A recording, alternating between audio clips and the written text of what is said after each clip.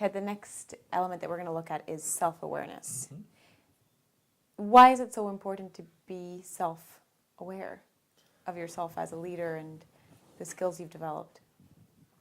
I think the key to being self-aware is that you recognize what you can do and what you can't do. Mm-hmm. And so when you choose some kinds of leadership roles, Mm-hmm. you can make a judgment between the match.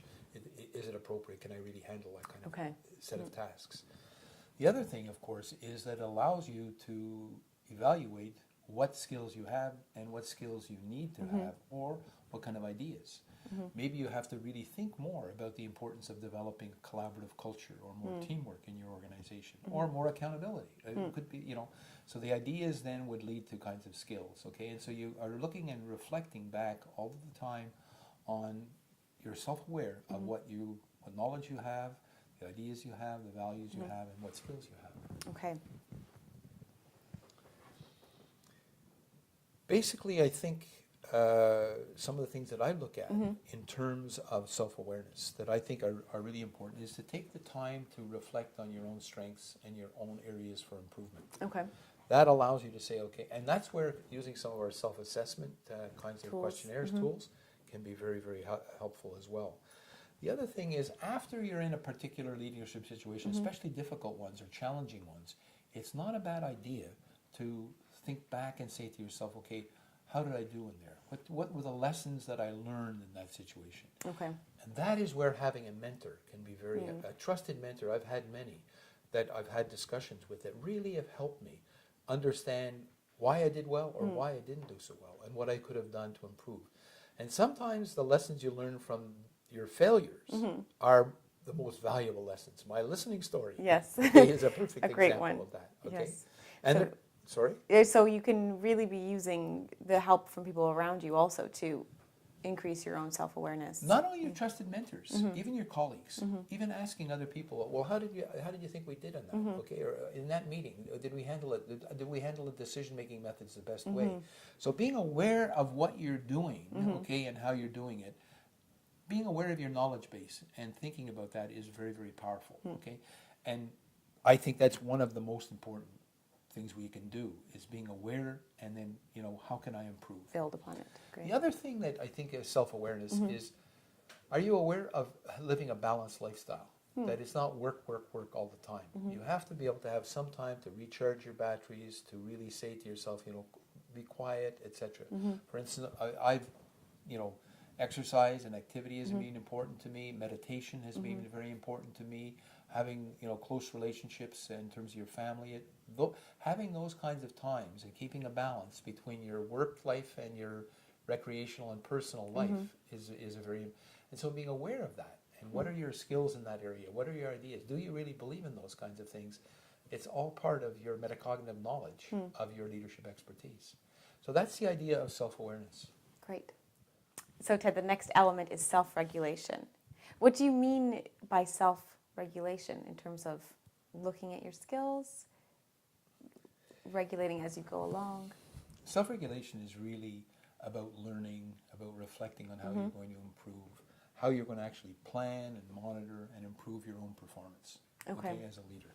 And so basically what you really want to do here is think back about what you've been doing, being self-aware of it, but actually use a process to say, I'm going to actually think through and go through it. And that's where having a discussion with a trusted mentor who would say to you, how did it go? What were the problems? What were the lessons learned?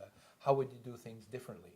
Always providing warm feedback rather than cool feedback. Yes. But that discussion can help you that's the process of self-regulation. And knowing to ask somebody to do that with either a colleague or a trusted mentor can make a big, big difference. Okay. What I find about the whole area of self-regulation, is that you really have to think about what you're doing, try to improve it, but also be very gentle with yourself, okay?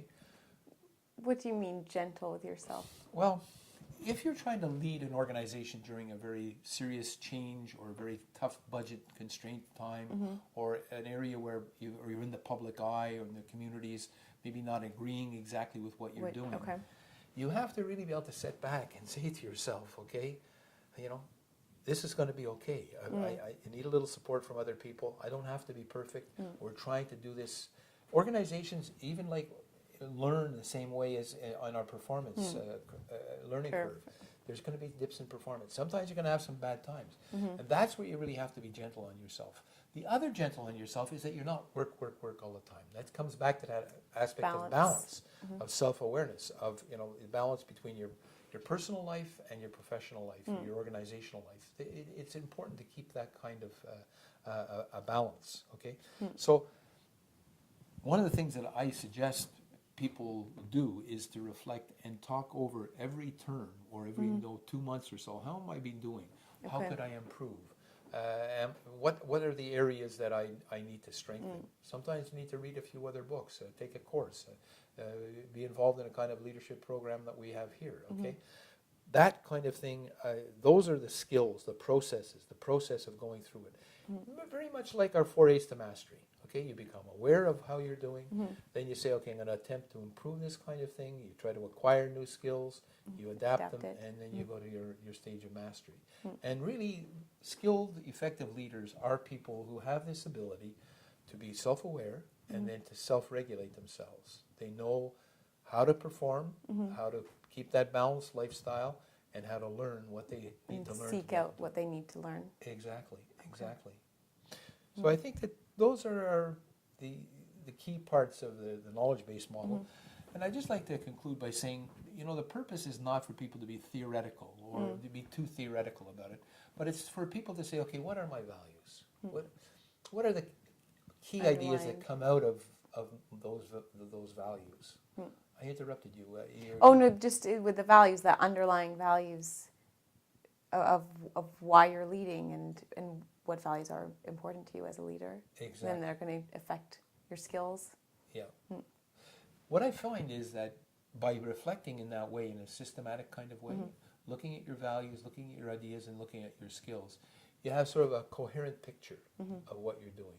And of course, when you're doing that, you're just doing the metacognitive thing. You're just doing the self-awareness, self-regulation. But you're always reflecting on your knowledge base. And you're always sort of checking, are my values the values that I want to be, exhibiting? What are the ideas that are going to allow me to implement something that's going to make a difference in my organization that are consistent with my values? And what are the skills that I need and other people need, okay, to really make a difference in the world? Great. Thank you.